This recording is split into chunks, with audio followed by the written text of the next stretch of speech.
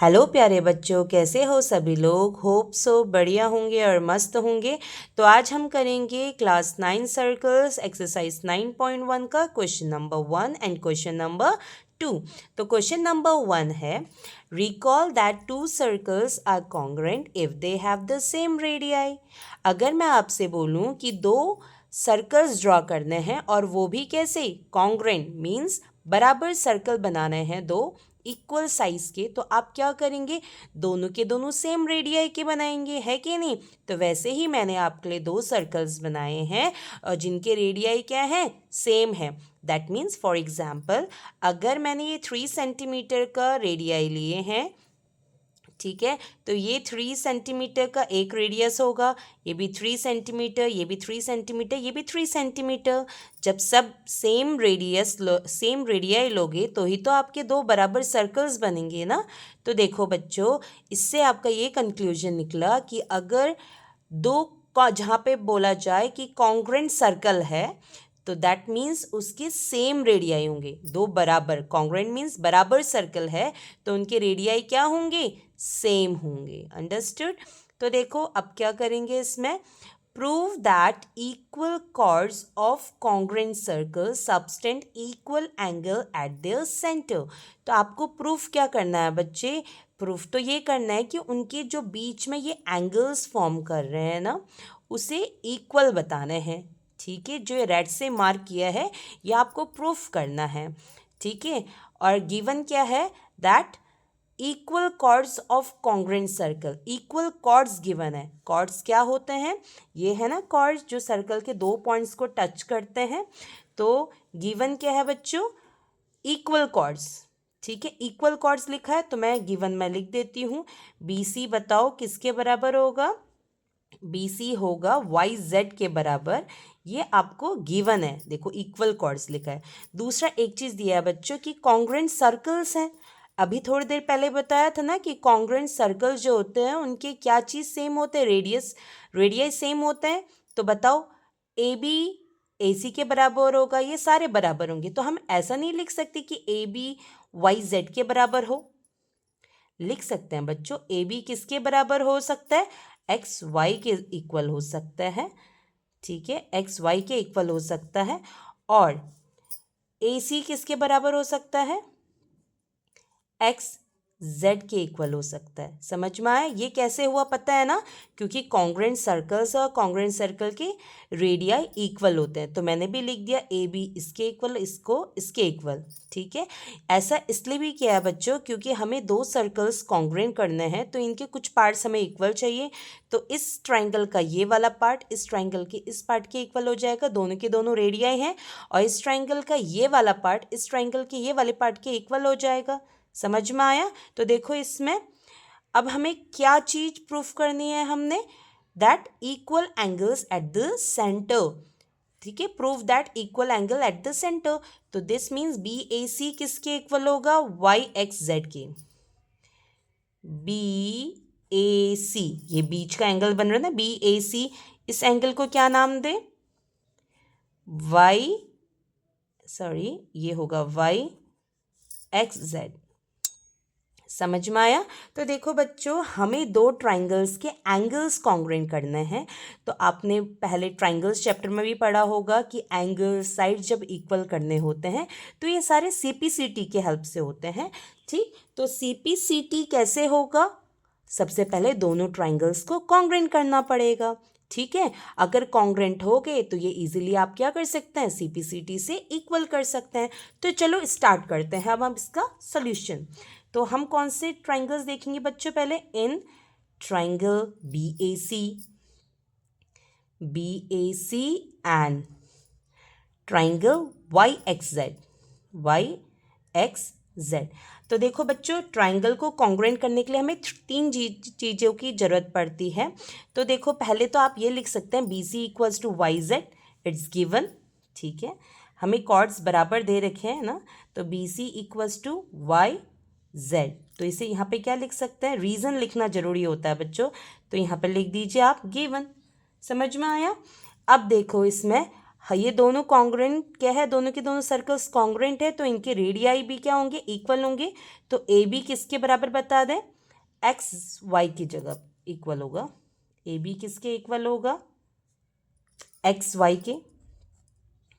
ठीक है, इसमें क्या रीजन लिख दोगे, रेडियाई ऑफ कॉन्ग्रेंट सर्कल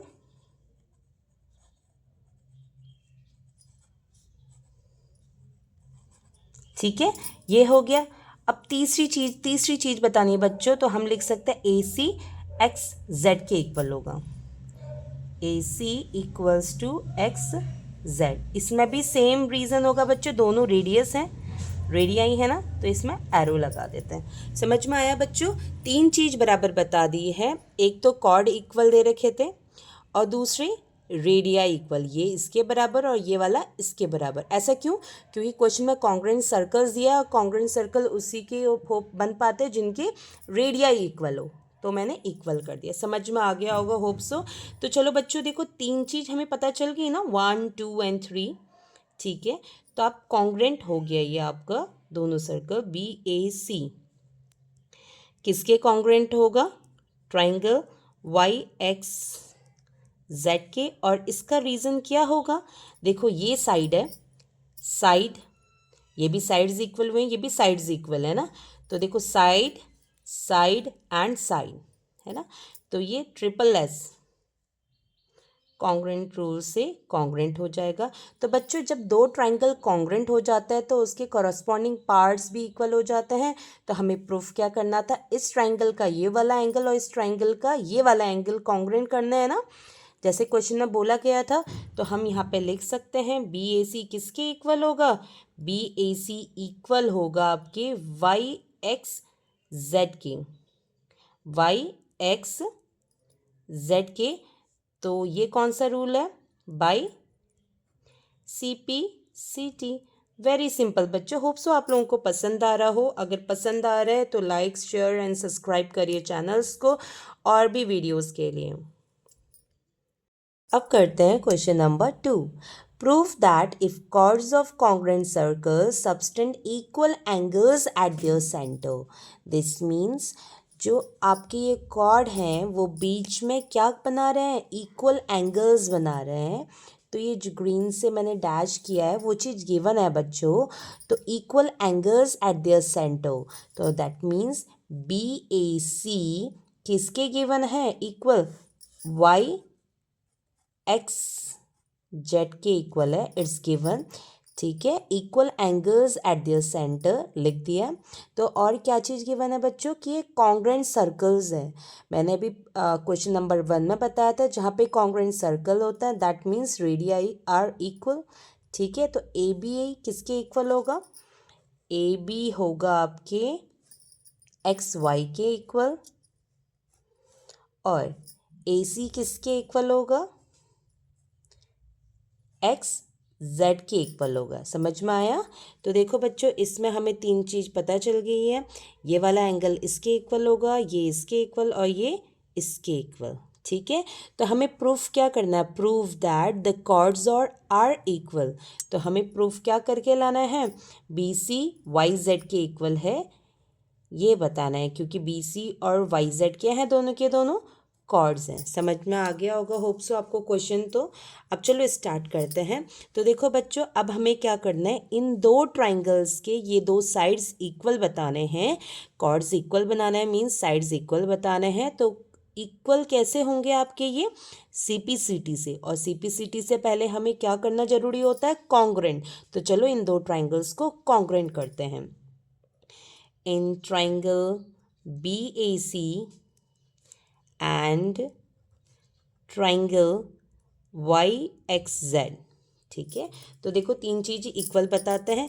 सबसे पहले लेते हैं बच्चे ये A B equals to X Y, A B equals to X Y. इसमें रीज़न क्या लिखेंगे, रेडियाई ऑफ कॉन्ग्रेंट ट्राइंगल,